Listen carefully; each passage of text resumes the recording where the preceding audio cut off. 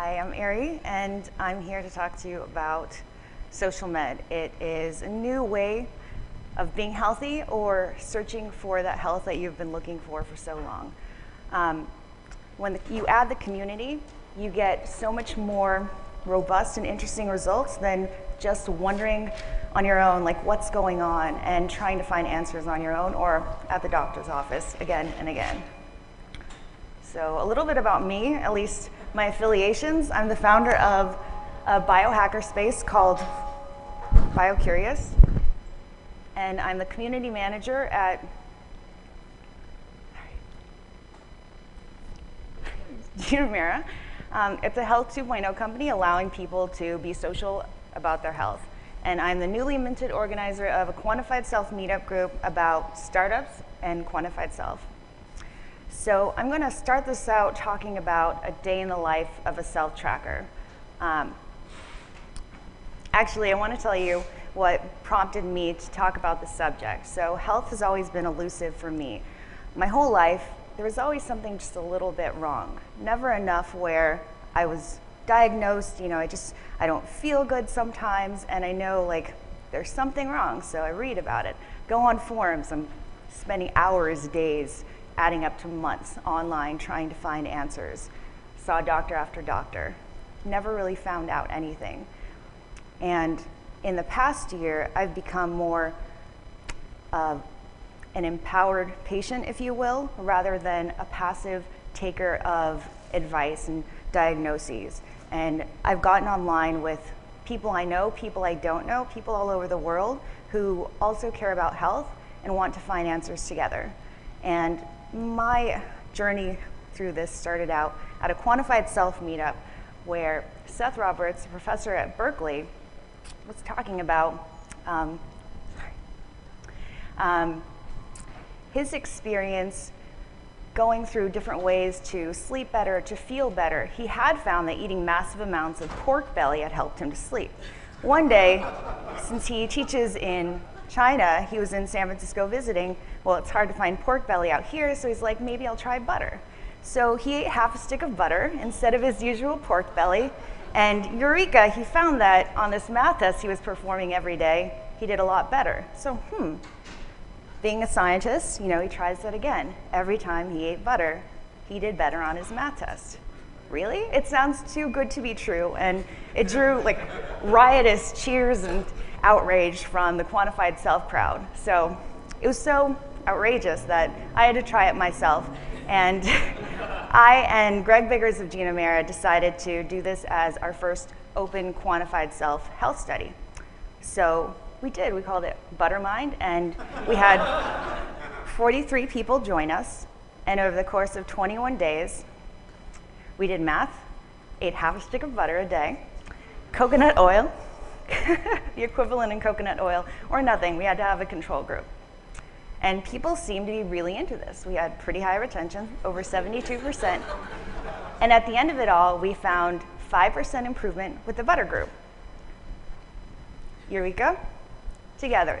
Now you have something meaningful. I'm not eating butter every day, but I did find that I was sleeping better, which is a big deal to me, and I'm going to talk about it later on in my talk. And we found people who were there for an improvement in math or an improvement in their brain, which everybody wants, but people got really fascinated by certain aspects of their health, like cholesterol, which you see at the top. One woman who was eating coconut oil had an improved cholesterol profile, and she said she tried everything and she hadn't been able to improve her LDL cholesterol, but through this trial she did. And people were talking about IQ as it relates to butter or coconut oil interventions.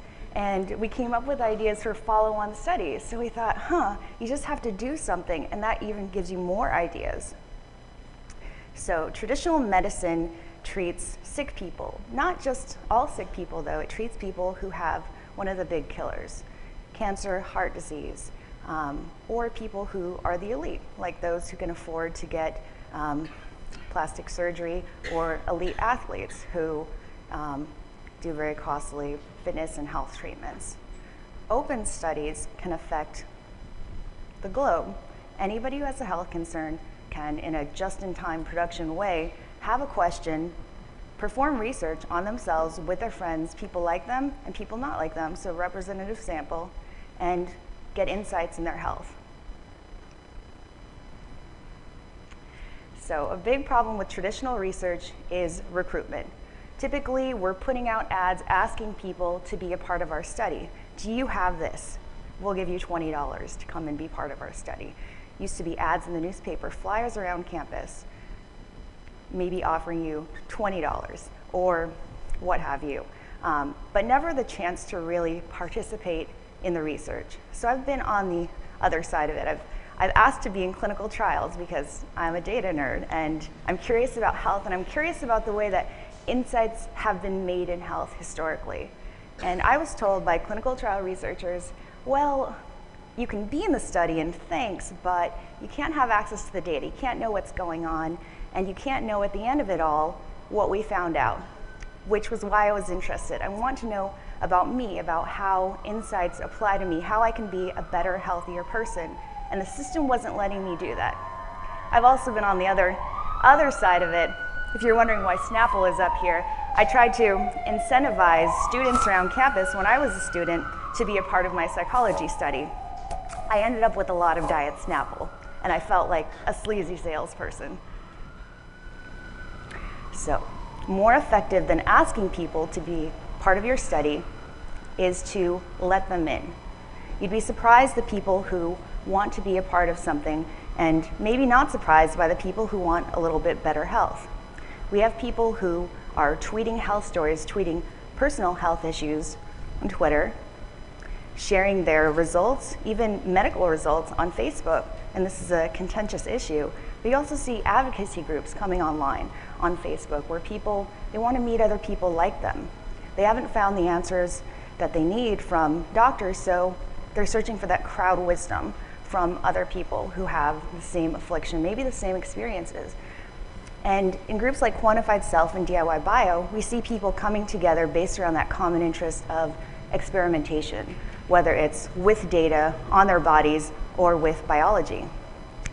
We see a new brand of self-experimenter with 23andMe, people curious about their genomic health. And it's incredible the insights that we can make when we add genes to the mix. And on Genomera, company I joined last year because the members all care about health. I'm like, we're gonna do something good with health.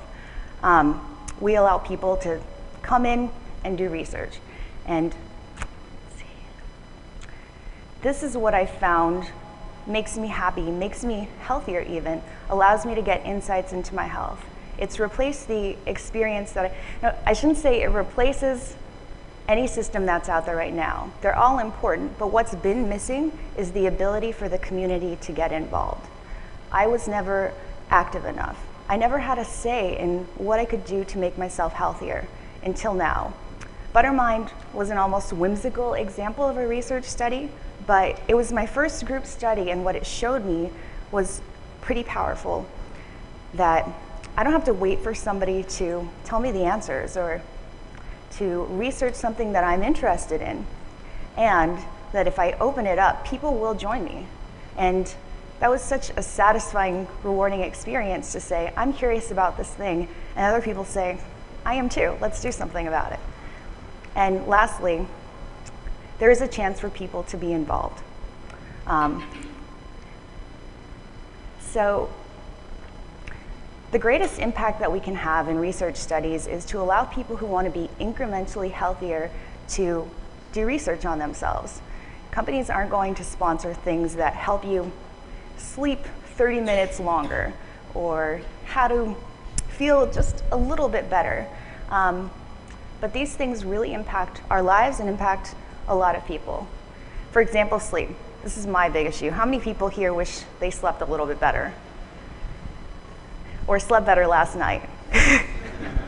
Yeah. And recently there was a Quantified Self meetup that just blew me away. A guy who had been experimenting with these orange glasses or blue light blocking glasses in the top left for the past 3 years had found that his average time to fall asleep had decreased from 30 minutes to 5 minutes.